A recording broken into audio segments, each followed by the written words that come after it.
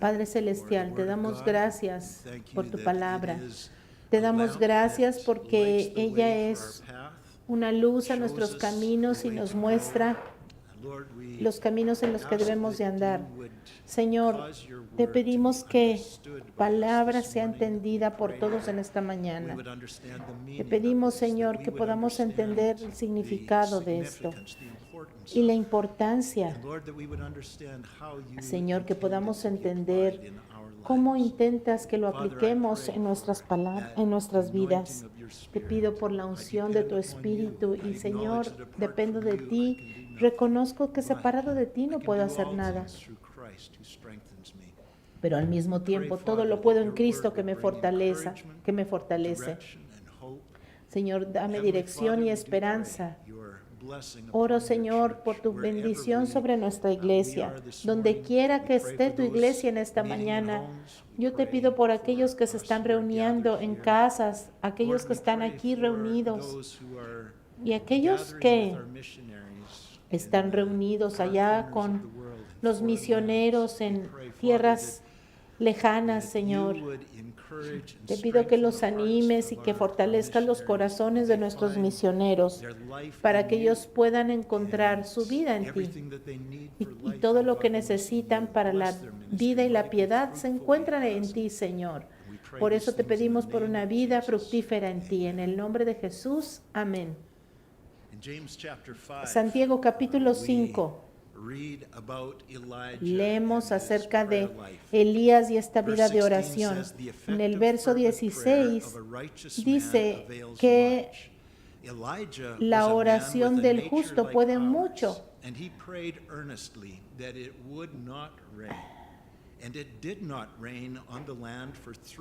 Dice que Elías fue un ser humano como cualquiera de nosotros y que pidió que no lloviera, y no llovió por 3 años y medio, y después oró otra vez, llovió y la tierra produjo sus cosechas.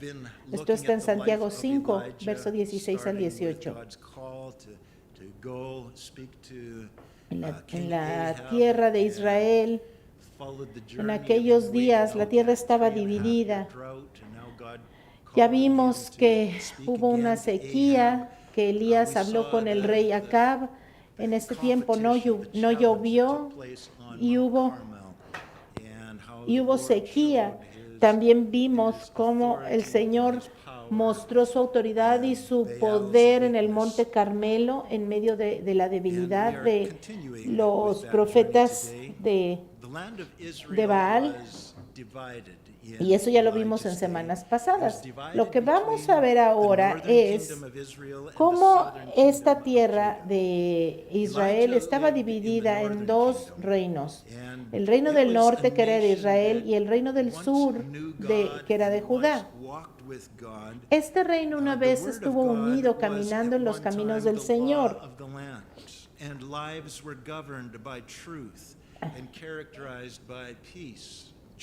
Antes había en esta nación había gozo, paz, prosperidad, porque había sido bendecida por el Señor, pero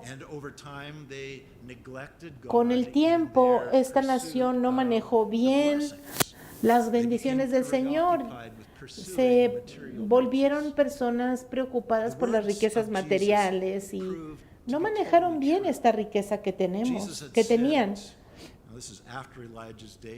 Después de los días de Elías, vino el Señor Jesús y dijo estas palabras que son muy ciertas y se aplican a esos días también, que nadie puede servir a 2 maestros, a 2 amos, porque va a odiar a uno y amar a otro, o será leal a uno y despreciará al otro. No se puede servir a Dios y a las riquezas. Y este patrón que se repitió en los días de Elías, se repite una vez más. Nuestra nación, que una vez conoció y sirvió al Señor, ahora ha volteado su espalda a la palabra del Señor.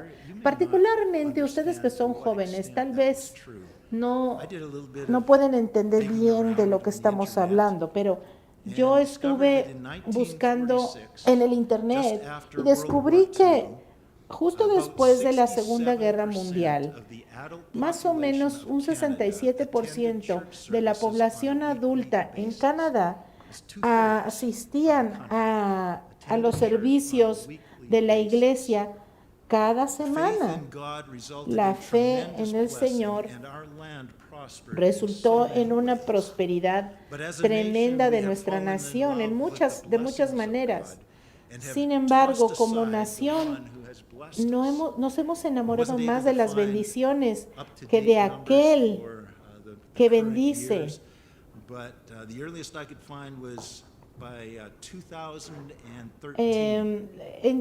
Las estadísticas más modernas que encontré son del 2013 y dice que toda la asistencia religiosa de todas las fees de la fe cristiana ha decaído y que ahora podemos ver que la religión dominante de nuestra nación es el humanismo secular y hay una mezcla de la nueva era mezclada.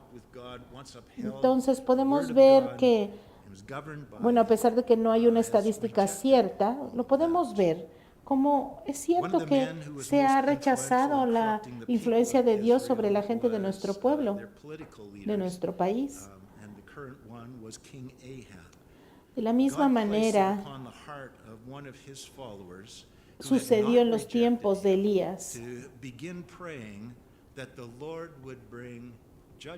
Elías vino a hablar con el rey Acab acerca de que iba a venir este juicio sobre la tierra. En Santiago 5:17 nos dice que Elías pidió que no lloviera y no llovió por 3 años y medio. Esto nos da instrucciones, porque ¿qué es lo que nosotros hacemos cuando oramos por necesidades? Muy a menudo nosotros pedimos que el Señor remueva la dificultad y el dolor y pues esa lucha que tenemos. Pero a veces, para el beneficio de la gente, necesitamos orar para que esa gente busquen a Dios. Porque muchas veces la gente rebelde que alguna vez amó al Señor, no vuelven al Señor a menos que todas las cosas que los separaron de Dios le fallen. Aquí estamos viendo cómo el Señor retiró todas las bendiciones de este pueblo hasta que todo se secó y ya no había ni alimento. Entonces el pueblo empezó a clamar al Señor. Pero a veces cuando oramos, Señor, mantiene bendiciéndonos, ayúdanos a estar cómodos. Y entonces la gente empieza a caminar en rebeldía y en pecado.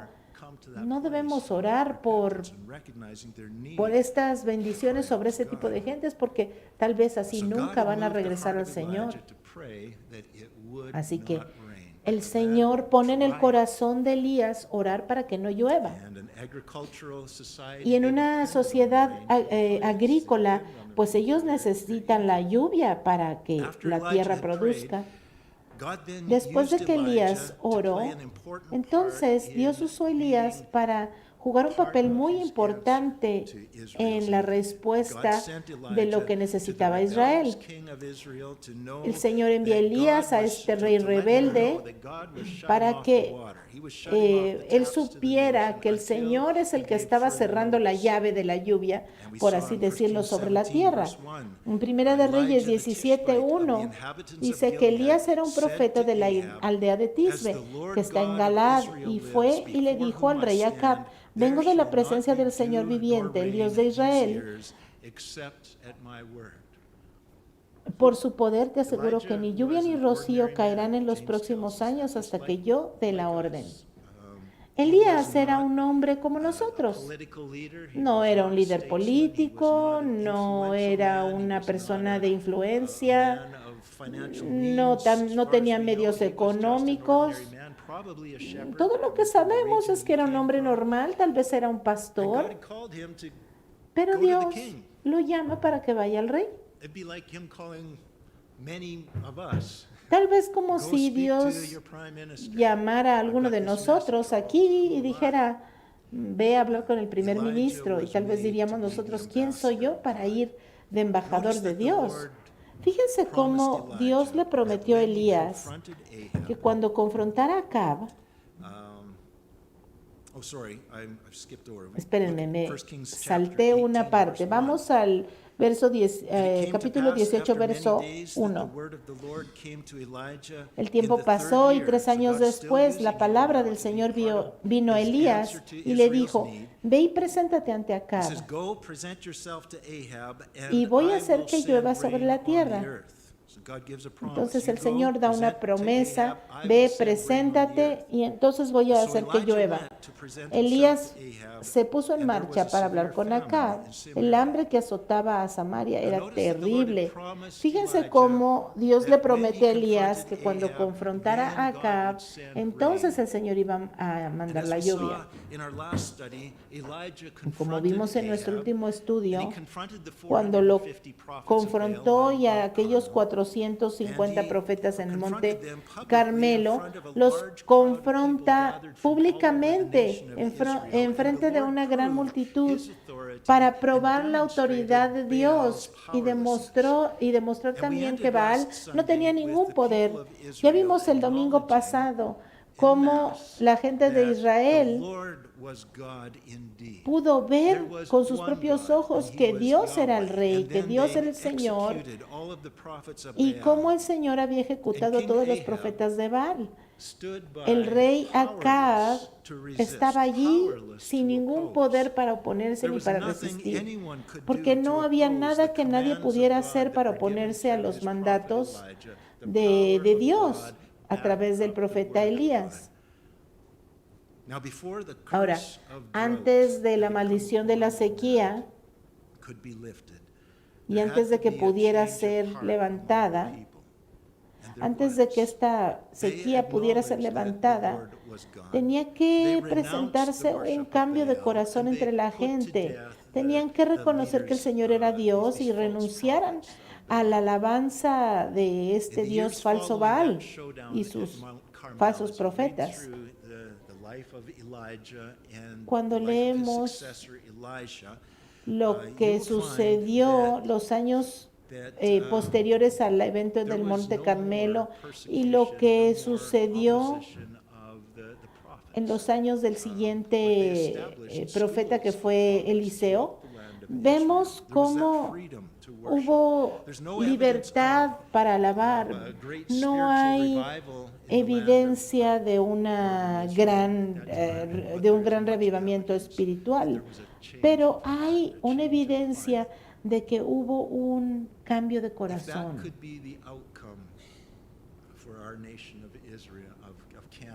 ¿Podría ser esto también el caso para nuestra nación en Canadá? ¿No creen que valdría la pena orar por una cosa así como la sequía de Israel de 3 años y medio? A mí me gustaría pensar tal vez inocentemente que nuestra nación pudiera cambiar y reconocer a Dios. Sabemos que el Señor Jesucristo viene pronto a tomar a su novia. Sabemos que el día de juicio viene pronto, pero no sabemos cuándo. Las señales están allí y muy posiblemente estamos muy cerca del rapto y de la tribulación. Pero hay aquellos que todavía no han venido al Señor y le pedimos al Señor por aquellos que todavía no le conocen para que se vuelvan al Señor. Leemos más adelante en el verso 41, después de lo que sucedió en el monte Carmelo, entonces Elías le dijo al rey Acab, ahora come y bebe, porque viene una lluvia fuerte. Entonces el rey Acab fue a comer. Y al mismo tiempo Elías subió al monte Carmelo, y en la cima de la montaña Elías se agachó y puso su cabeza entre las rodillas. Cada quien se fue por su propio camino. 3 años y medio antes, Dios había hablado a Elías y lo había guiado a declarar que no habría lluvia hasta que él no lo declarara. Ahora en el verso 41 vemos el clímax de este evento, como Elías recibe la instrucción de Dios, la instrucción profética de que la lluvia viene. Aquí vemos 2 contrastes muy profundos entre estos 2 hombres. Acab, el rey, que es líder de la nación, que debería de haber dado el liderazgo espiritual a la nación. Él debería de haber marcado el camino para que su gente buscara a Dios. Pero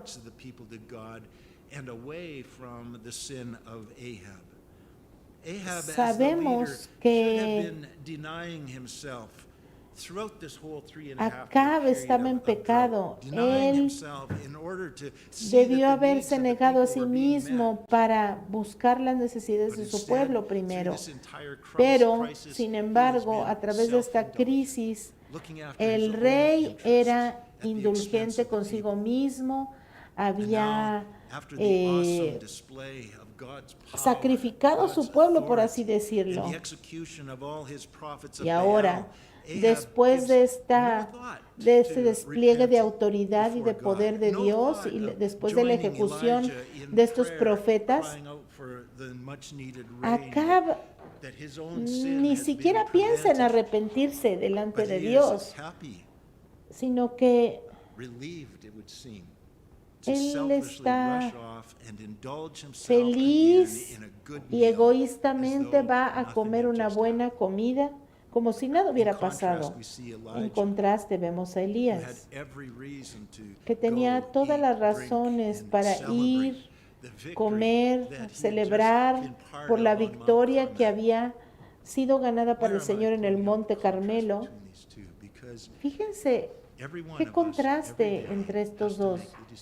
Y hago este contraste porque cada uno de nosotros tenemos cosas de las que debemos de responder. ¿Cómo vamos a responder?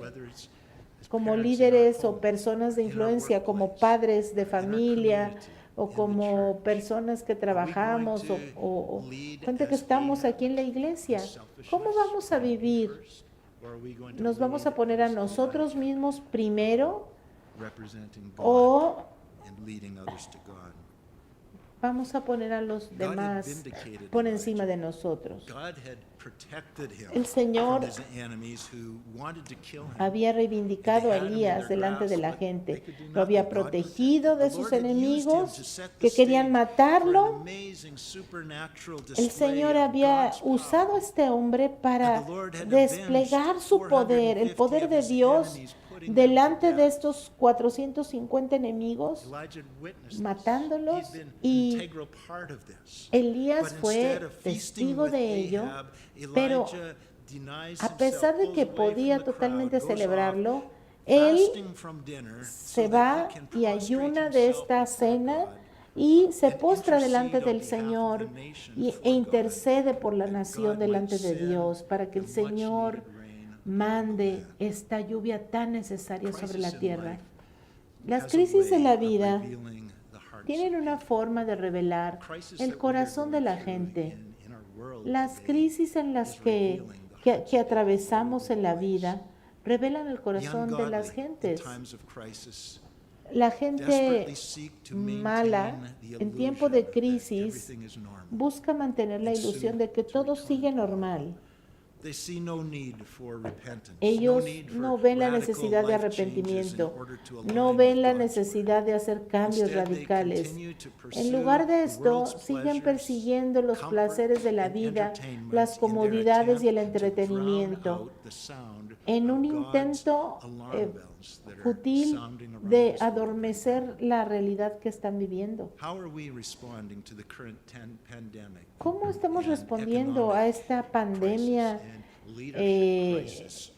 y a la economía que está colapsando en estos tiempos? Somos como Acab, tratando de fingir que no pasa nada, que no necesitamos ningún cambio radical. Seguimos tratando de mantener una vida indulgente y materialista, impulsados por nuestro gobierno, o estamos en una actitud humilde delante del Señor. Una característica de la iglesia en los días de Cristo debería de responder a la crisis con oración. ¿Qué clase de líder eres tú en tu familia o entre tus amigos? ¿Qué clase de líder eres en la iglesia? ¿Eres una persona que está lista como Acab a ser indulgente? Tengo mis planes, tengo mis sueños, ojalá que esta cosa inconveniente se quite del camino pronto. ¿O eres como Elías, cambiando los corazones hacia el Señor? Y en medio de las crisis y de las necesidades, tú estás volteando al Señor, porque sabes que hay algo que hacer y pones toda tu atención para interceder por aquellos que el Señor te ha llamado a amar. Aquí hay una cosa interesante. El Señor le dio una promesa en el verso 1. Cuando Elías confrontó a Acab, el Señor le dio una promesa ahí, que iba a mandar la lluvia. Entonces, ¿por qué, si Dios ya había prometido que cuando el Señor dijera que iba a mandar la lluvia, la mandaría? ¿Por qué Elías no se fue a celebrar lo que el Señor ya había prometido? Algunos lo pueden interpretar como esto es falta de fe, porque él se fue a orar en lugar de celebrar. ¿Por qué no reclamó esta promesa y se fue a cenar para celebrar? Bueno, una promesa de Dios no significa que la oración ya no es necesaria. ¿Por qué? Porque es que no se fue a celebrar. Bueno,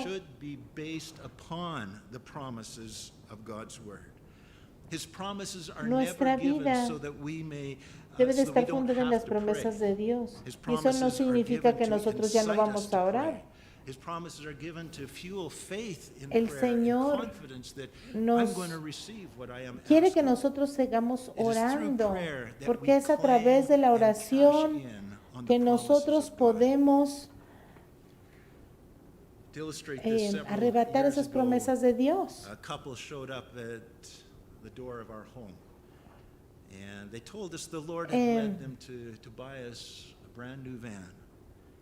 Una vez una pareja llegó a nuestra casa y nos dijo que el Señor les había puesto en su corazón comprar una camionetita para nosotros.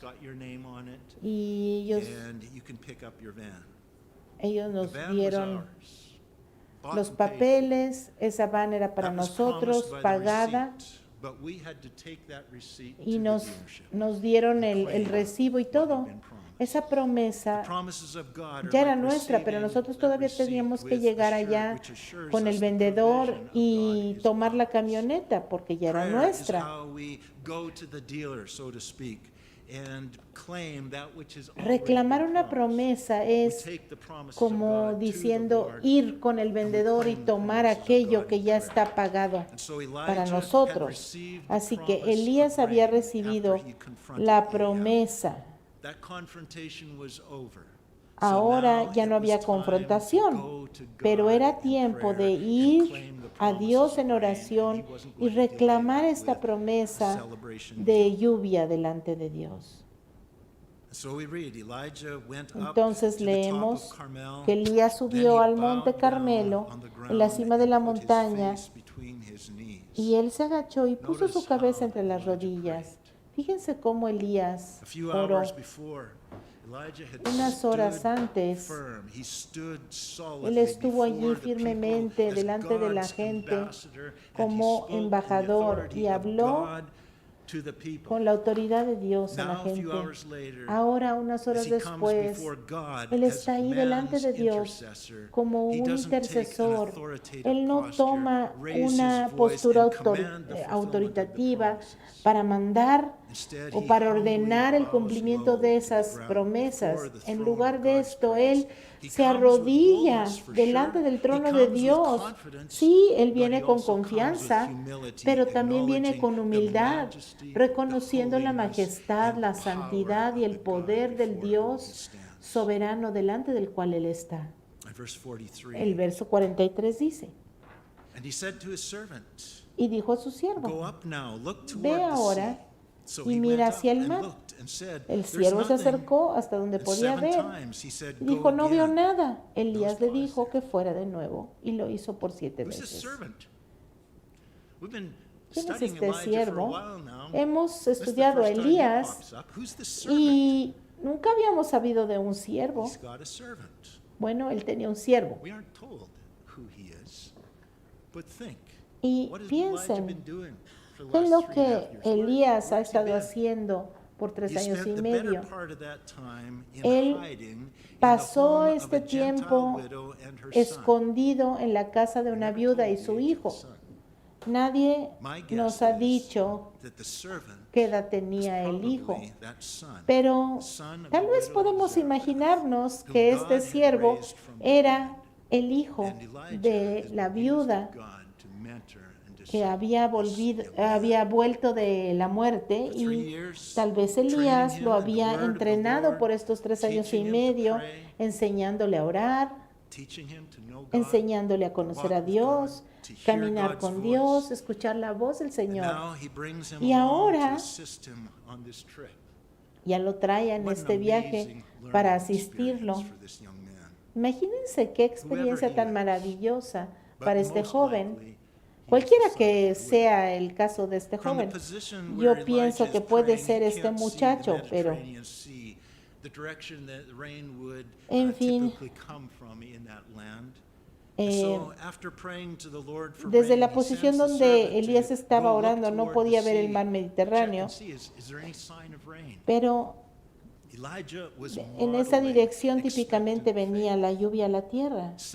Así que después de orar, Elías 7 veces, y tal vez su siervo se unía a él en oración, 7 veces orando y orando, y ve a checar, nada de lluvia todavía.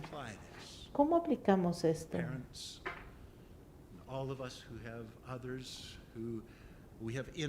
Padres, sobre todo esto para los padres, oren por sus hijos para que ellos puedan aprender de ustedes cómo orar, y enséñenlos a buscar las respuestas de Dios y a esperarlas, porque muchas veces oramos por alguien, pero no esperamos por las respuestas de las personas.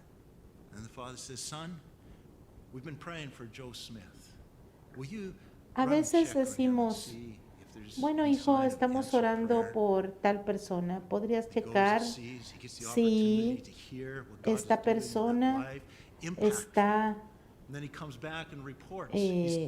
tiene alguna respuesta de esta oración? Y entonces el hijo puede reportar qué es lo que Dios está haciendo en la vida de aquel por el que están orando.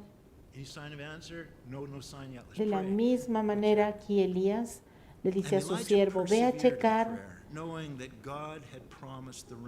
y seguimos orando. El Señor había prometido, Elías sabía que Dios iba a cumplir, porque él tenía una fe muy grande en Dios.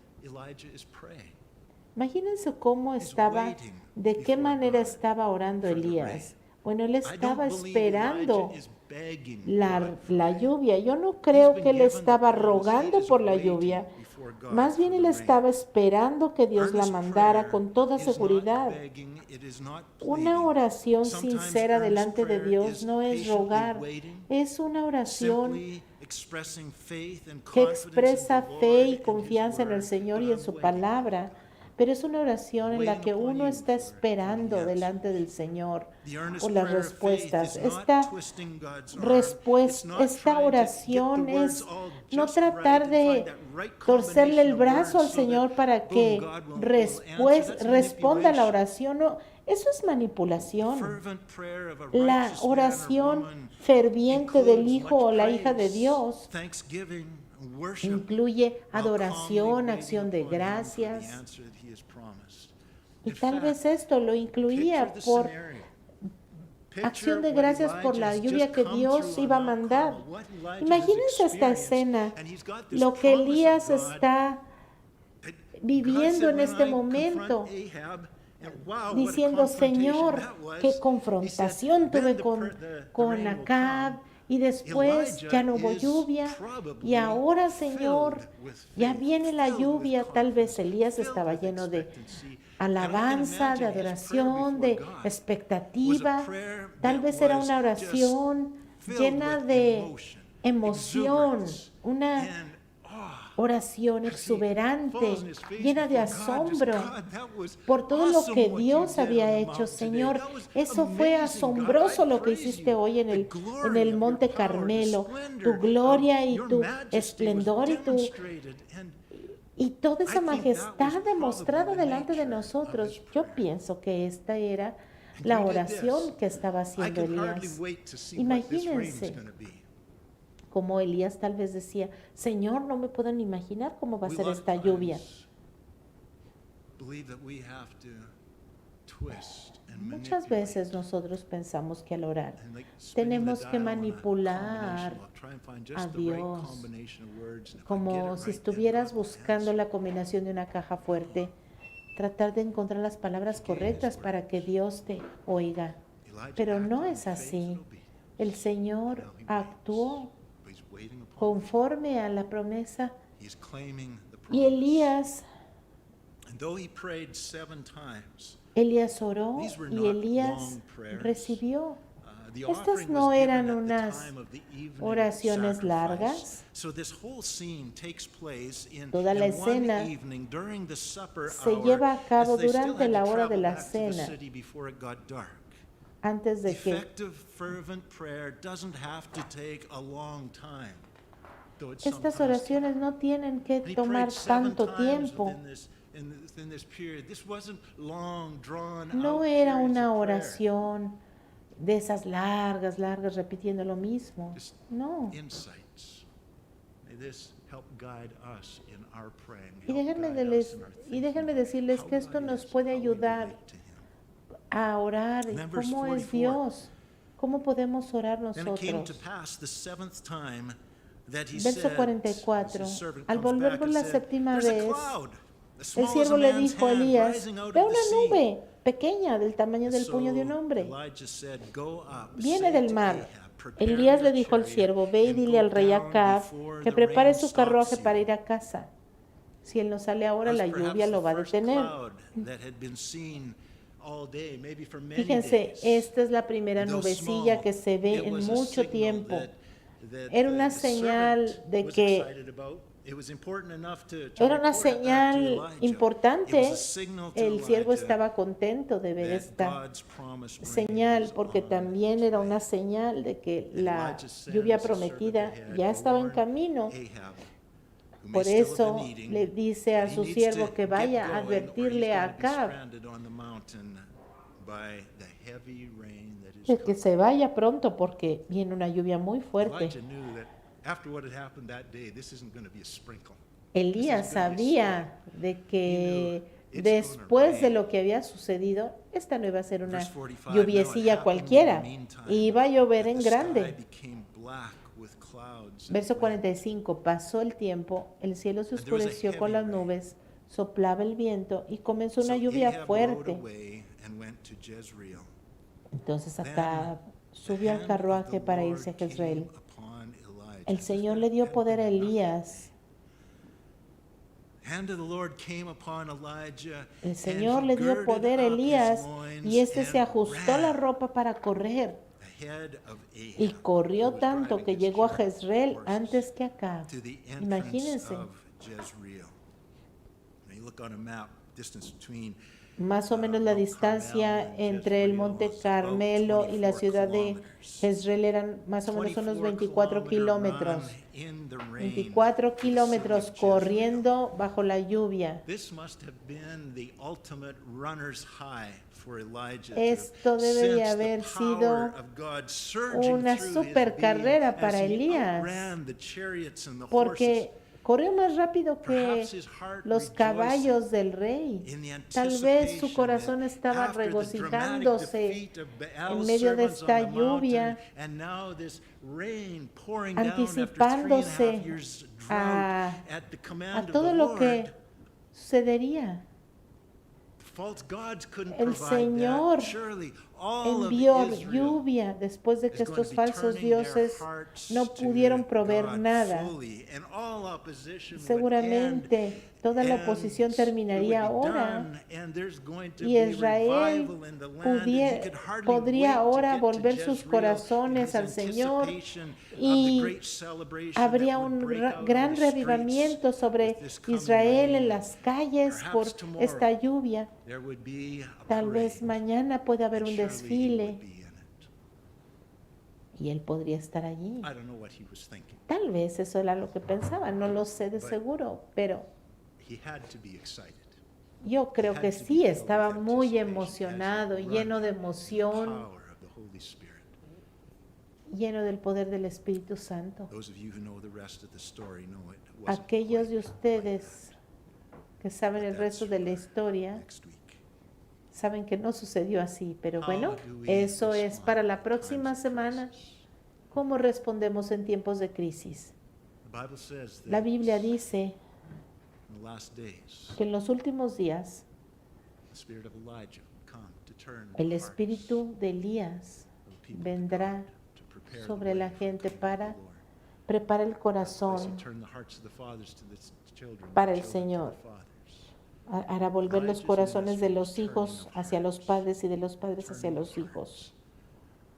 Cambio de corazón. Y esto va a caracterizar los últimos días. Cambiar los corazones, padres hacia hijos, hijos hacia padres, para dar un liderazgo muy necesario en estos últimos días. Ojalá que sea un liderazgo que vuelva los corazones de la gente hacia Dios, no como el de Acab, corazón indulgente y alejado del Señor. No, ojalá que este liderazgo sea un liderazgo bueno, que vuelva los corazones hacia Dios, sin rogar, solo pidiendo que todas las cosas sean como deben de ser hechas delante de Dios, para que la gente deje sus idolatrías y vuelva sus ojos a ti. Que así sea, Señor. Oramos para que tú hagas sobre esta tierra lo que se necesita.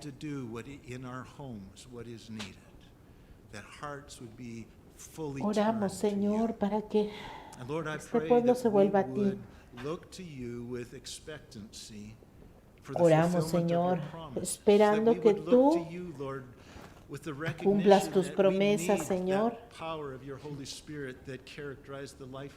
y nos Ayude, Señor, que tengamos ese valor para estar firmes delante de la gente y que tengamos valor, Señor, para pedir delante de ti y que tú nos capacites, Señor, para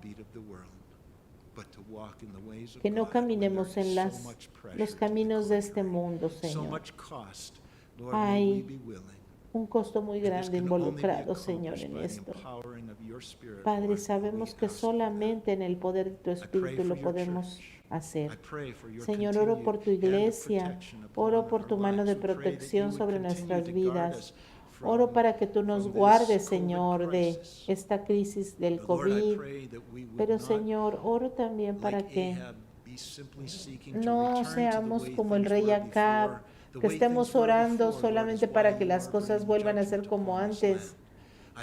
Señor, oro para que tú hagas que los corazones se vuelvan a ti, Señor, que te busquemos con todo nuestro corazón, Señor, que así como el siervo busca por las aguas, nosotros busquemos por ti, Señor, que nosotros podamos dirigir a nuestros hijos a confiar en ti, Señor. Te lo pedimos, Señor, en el nombre de Jesús, y oro especialmente para que tú levantes a los hombres de nuestras congregaciones, que sean hombres fieles y valientes, en el nombre de Jesús. Amén.